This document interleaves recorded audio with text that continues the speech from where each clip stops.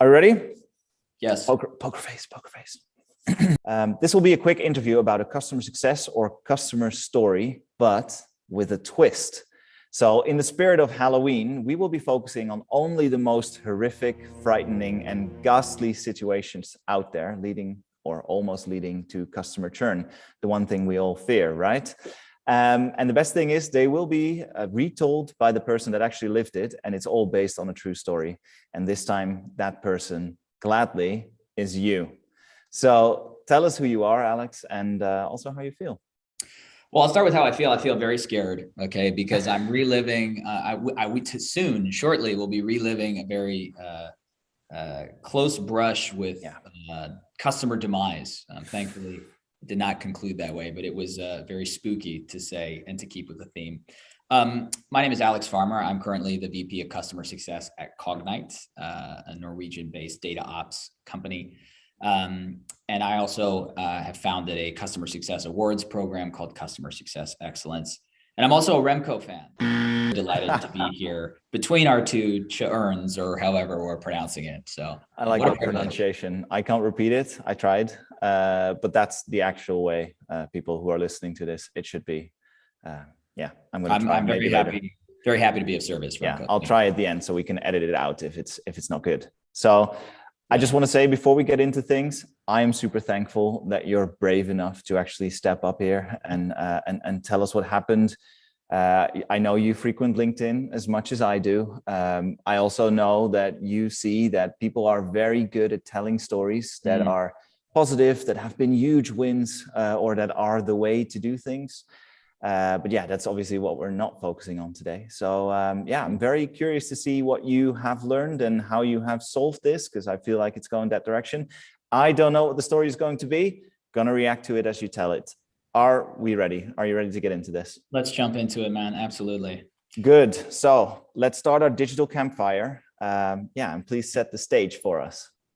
Absolutely. So this is going back a few years now, and so I will hearken back to the year 17, close enough. 2017. Yep. So we're going back a few days. I was leading a customer success team, but in a player coach role at a high growth scale up in the HR tech space, and player coaching and building the team, but also taking responsibility for our largest kind of enterprise customers, as well as we scaled out our hiring as the business grew. And we were, I want to say about 150 customers at the time, mid-market. So pretty high touch engagement, average contract value around kind of, let's say 50,000 pounds a year. But going up to the enterprise, it was into six figures. And we had, of course, we're responsible for renewals. That's why we're here to discuss. And I remember this was probably the scariest renewal that I've had to go through that ended positively. And that's why I think it's been nominated. I've nominated it for our session today. I'm super hyped. I'm slowly. If I start shuddering, it's because I'm there in the moment, reliving the pain. Don't worry. As soon as I see that, I'll give you a moment. Okay, good, very good. Thank you very much. I'll need to get a tissue box. And cry a few tears, but thankfully it ended positively, as I mentioned. So spoiler alert, we do secure it at the end. But I'll paint the picture for you if I can. And so I mentioned to you HR tech software. The great thing about HR tech, we had industry leading renewal rates at this organization, and we were very proud of that. The contracts were pretty lengthy, right? Average contract is about 2.5 years, but most run 3-year deals. So we had a lot of time to deliver value, embed the platform into the organization, and a kind of a pretty obvious not so secret is that it's pretty hard to rip out your HR system if it's integrated into different payrolls, and because people got to get paid at the end of the day. So it's a relatively sticky solution, let's say, right? So then I think that led, of course, with a great product also and a great team, that led to pretty high renewal rates, which was lucky for us.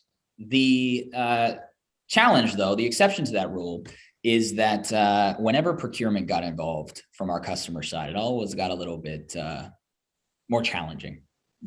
HR team, very happy to renew, maybe a slight price increase, because one of the things that I think was really good for us in our renewals is we didn't ever upsell. We didn't have much to upsell. You'd buy the whole functionality of the platform. And as I added new modules and new features, for example, we rolled out a mobile app that would all be included, but we would use that to justify a price increase, inflation and innovation bundling of 5% was standard, right? So let's call it hidden upsell.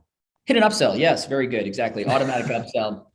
It was, it's like trick or treating. It's just that little, it's like the candy that you know, just little, some Jolly Ranchers or whatever. So that was really helpful because it meant when we started the year at 105% net retention, right? So, and that gave us a lot of leeway to, you know, if the customer wasn't so happy, we were able to negotiate, okay, fine, we'll renew each the same price. We'll reduce back to the level that you paid last time. So that gave us a lot of kind of tools in our toolkit, so to speak. But when procurement gets involved, you know, it becomes a challenge. So this is a story of the most challenging renewal that I have ever been involved in.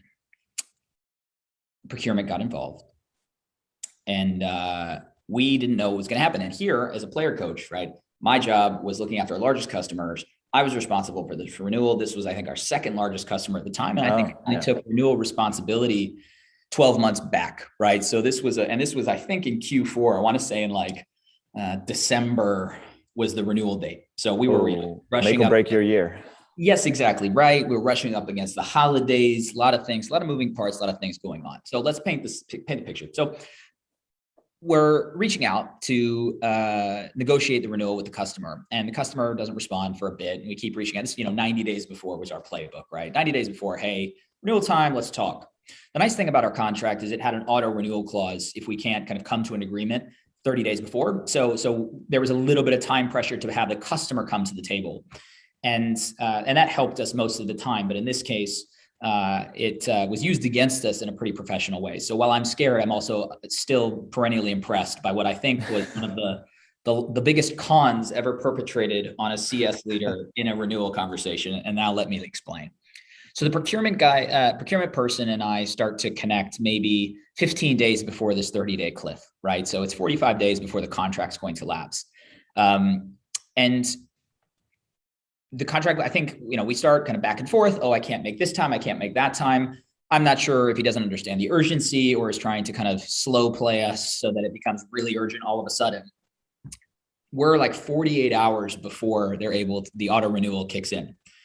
And at that point, then the customer sends me notice to cancel, but it's very clear that the only thing that he's doing is he is sending notice to cancel to void the auto renewal clause, right? Oh, no. So first of all, and I'm sorry for those customers that are watching this, or everybody's a customer or something. So now don't earmuffs, don't remember this because it will pain to see as professionals. Yeah, exactly. I'm going to see 3 LinkedIn posts tomorrow. It's like, new trick, do this. Don't at me, as the kids say these days, okay? But ultimately, this is meant to be scary. So that's scary. This is scary. Yes, indeed. So I get an email and it, super clear, super collaborative, says, look, I don't want to cancel, but I need more time here. So here's your notice of cancellation. And then ultimately we say, okay, fine. We need to conclude this in the next week because if an offboarding process is going to start, we need this much time to make it happen. So we kind of went back to them and said, we're not going to have another 30 days to discuss. We're going to have another week. Right. And they accept that. So the contract, I think we got to like 48 hours before that self-imposed deadline. And we're going back and forth. Okay. Originally it was going to be a 3-year deal. Now we don't want anything longer than 2 years. So we've already kind of lost that 3rd year and we're negotiating about a multi-year deal because we very rarely do 1-year deals. And in the license agreement, it says that anything that's 1 year will have a 20% premium. Yeah. Right. So that really helped us. So 2 years is where we kind of found our common grounds. And then all of a sudden, out of the blue, I think 48 hours before the self-imposed deadline, I get an email from the procurement person. Going back and forth. We have a call, super collaborative on the phone, not so collaborative via email, kind of getting played in both ways. And then 48 hours before the self-imposed deadline, I get an email saying, hey, by the way, I'm going to Thailand on vacation in a day for like Christmas holiday break. We need to get this done in 24 hours or the contract's going to lapse and we're going to roll on to some other solution. Right. And in hindsight, pretty classic sales tactics to kind of artificially apply pressure to get something done, kind of destabilize, maybe he's kind of reading the room in my relative inexperience. So that, really scares me. And of course, I have this large contract to make the year in my hands. And I'm thinking, okay, is this a bluff or is it not? Do we need to budge? Do we not need to budge? And I remember, like, I very rarely lose sleep. I'm a big fan of my 8+ hours. Once every 6 months is my, and that was exactly this day. Yeah, exactly. Yeah, this was my scheduled time to get a full day's rest. But I lost sleep over this, man. I was going back and forth in my mind about what do we do. And then I decided to wait like 16 hours after I received that email. And I got it like during the business day, and very intentionally wanted to kind of get a little bit closer to the deadline to see if he would come back again with another email trying to chase me so he could tip his cards that he's still quite keen to make a deal, right? So I get back 16 hours later, and then all of a sudden, I budge a little bit closer to their counteroffer, right? Finally, because we were kind of at a standstill.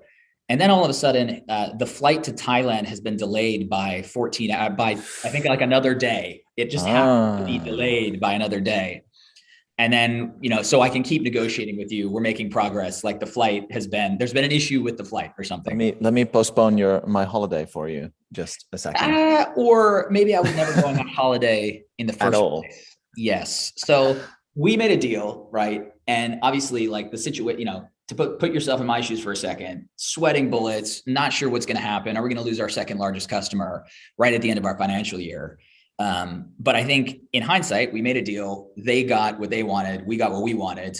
We actually got more licenses because they had more employees that we were bringing onto the platform, but they reduced their average cost per user. So they also kind of got more for less, which was kind of a win-win. And we found that common ground, 2-year contract, no problem.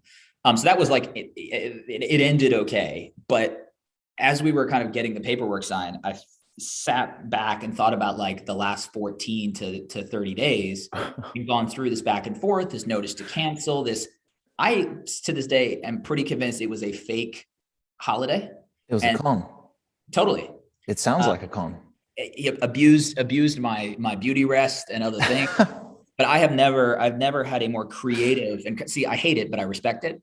Yeah. And I'm not suggesting that procurement people do this to CS professionals because we lose sleep and things and hairline as we're trying our best to hide these days, Remco, but what can you do? I call it ever retracting. Ever retracting. Exactly. Good. I might use that. And to this day, just have the most negative respect, if you see what I mean. For this person who kind of made me lose sleep and, put a huge amount of stress on our team. But to have kind of gone through that game time decision-making and try and play it back, waiting a little bit to try and get the person to tip his hand. For me, the lesson that came out of all of this is like, it just kind of taught me how, let's say, professional renewal negotiations for large contracts are held, because, there's not much to upsell in our contracts at that organization. So it was very much philosophically, as we say, CS works with renewal because it's more of the same. And very truly, it was more of the same for a lot of our negotiations. But as soon as procurement got involved, it always got a little scary. But this certainly was the scariest experience there. I can imagine. So I have a couple of things about this. So one, I also usually kind of feel like this weird sense of respect for this person, because I do feel like it's a very creative. Well, I don't know, very creative, but in a business sense, it's a creative play. I mean, this is something that you might think about, but usually you don't do. So in that sense, I do have respect for this person. On the other hand, I can also wildly imagine that this is a situation where as a CSM, you don't want to be in this, right? You have a deadline for yourself as well. You need to close out the year well. This is one of your largest accounts. This is exactly the pressure that I can imagine that a lot of CSMs are under when they're trying to renew a contract, especially if they're responsible for the renewal as well, because I know that's obviously a debate. So do you think you could have handled this differently to avoid this play, or is this just something that this guy was going to do anyway? Well, there's a couple of things. Or girl, sorry. It was a guy in this case, but yes. So there's a couple of things here, right? I think the ultimate lesson for me that I take from this is why, let's ask the question, right? Why did procurement get involved in the first place, right? Yeah. And why did it sneak up on us? I mean, I think there was an operational challenge that we had where, things are moving at 100 miles an hour, renewal is closing in the next 90 days. it creates a task in our system. Somebody then reaches out to the customer, but then, and this somebody, I guess, is me. So let's not make it hypothetical. But then, I'm focused on a bunch of other things. And then I let 3 weeks go by without chasing that renewal question with the customer. Right. And, you could go all the way back to think, well, why is the customer not getting back, the business executive sponsor not getting back to me in the first place? Is there a relationship challenge there? For example, am I not able to just pick up the phone and say, hey, what's going on? Right. So there's a lot of stuff we could have done in the past to maybe make this an easier or more frictionless commercial discussion. But I think at the end of the day, what we learned from that was the biggest takeaway I have is that, we actually had a pretty good relationship with this customer. And they were one of our early adopters. We did a lot of kind of customization of the platform to support their use case. And it's actually the business user, the project manager role persona actually brought us into this company from a previous company that he worked at. Yeah.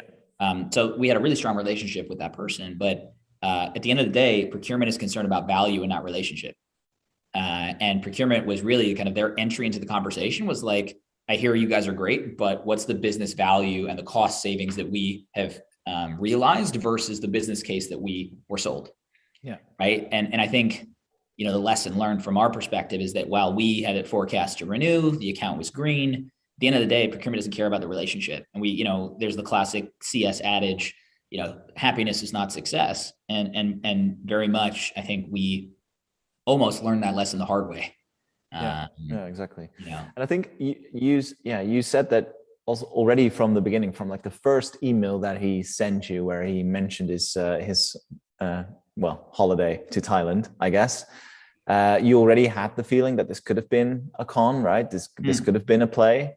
So is there anything, so when you start getting that feeling, when you get that email and you have the feeling that something's going on, can you then do something? Is there a way in which you could, I don't know, poke around a little and get a better sense of whether or not this is actually a realistic thing or not? Yeah, I mean, leveraging, I know I just spent a bit talking about how relationships are not the be all and end all, but they're certainly important nonetheless.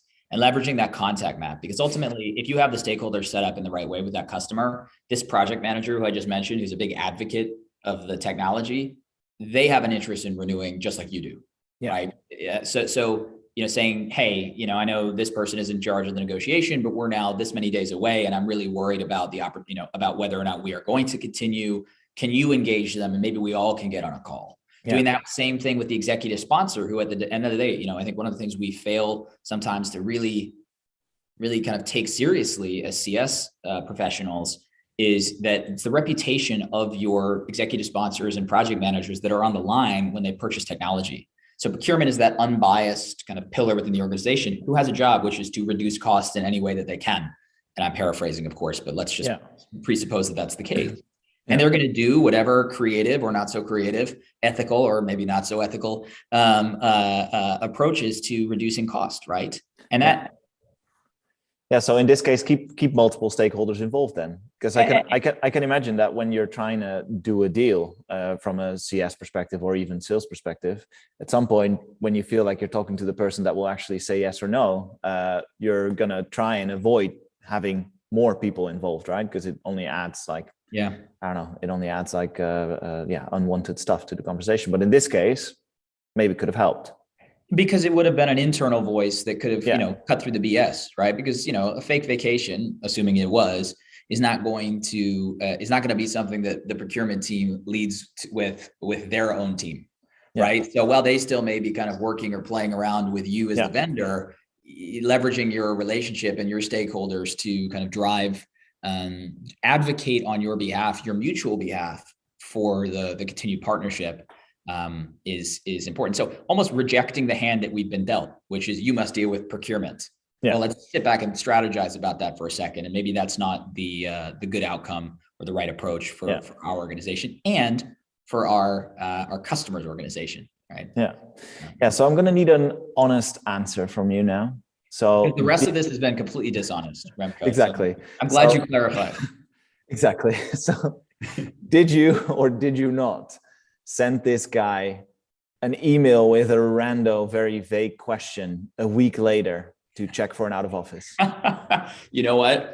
In hindsight, probably should have done. I was also out of office, and I did not mention my time pressure because, of course, that would have been more ammunition to get this done. That would have been good. Yeah, fighting fire with fire. I think I was in the sun somewhere, and recovering from the traumatic experience. Yes. Yeah. Awesome. The nightmare to say. Yes. Awesome. Exactly. So maybe as a closing question, so obviously this kind of feels a little bit weird because it could have obviously been like a con play in some way or form, but in the end, did you also find it in you to actually be happy with the result and feel like, okay, we got to the right outcome, at least for our business, this was a good outcome, so it was okay. Could have been better, but it was okay.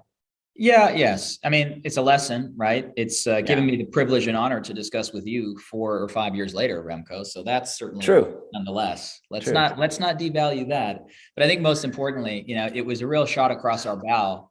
And we were still pretty early as a business, right? Real shot across our bow to not take things for granted and to get a little bit smarter about presupposing commercial success with the strength of relationship.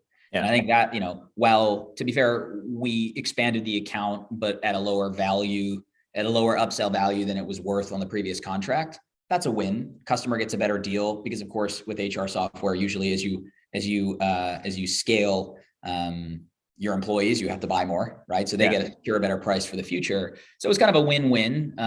But I think the biggest thing is it prevented future churn or future near misses for us as we scaled and grew further. And I think that's the biggest win that we can take. Yeah, exactly. I think that's awesome. I think that's an awesome roundup as well. Thank you for sharing this, I think, actually horrific story with us. I can definitely imagine that this is a super stressful thing. And I think also a lot of people listening to this will probably have been in a situation like this, maybe not with fake holidays or something like that, but at least like the time pressure, the pressure to get the renewal in, it's one of your biggest accounts. This will make or break your year. It's, well, in this case, also right before you actually have to go on holiday yourselves, which also defines your mood. Yes. So yeah, I can definitely imagine that this is a super horrific, scary, ghastly, all of the things that we used in the beginning story. So absolutely. And if I may, I mean, of course, we have been without holidays for some time now. So fake holidays, I'm sure my hope is that this procurement person is thinking back to this situation and thinking, gosh, I really wish I went on holiday back when I lied to that. And that would make me happy, but who knows? I'm just petty like that, Remco. So there you go. I think that is the best close that we can have to this conversation. I'm not going to say anything else. Thank you, Alex, for coming on. And thank you, everyone for listening to this. Be sure to be on the lookout for more stories like this. I'm already looking forward to the next one. Thank you, everyone. Boom.